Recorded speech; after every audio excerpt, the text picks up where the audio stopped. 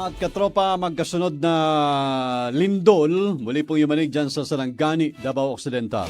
Lokal na turismo muling nalugmok. Katropa natin sa balita, Marvin Ibano na XFM Davao.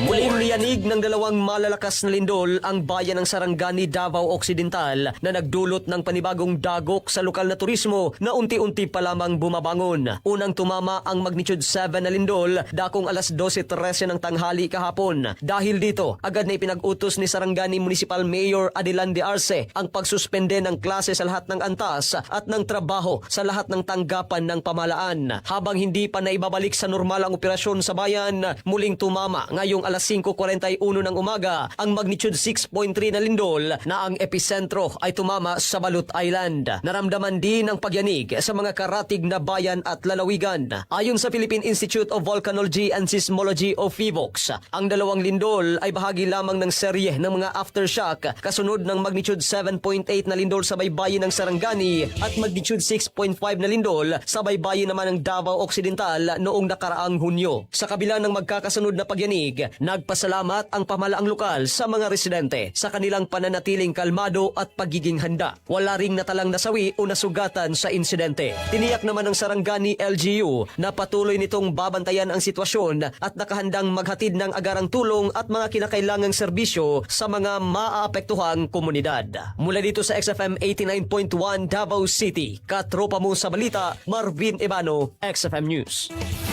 Cellphone Plus Gold, mapalit sa mga butika sa inyong lugar.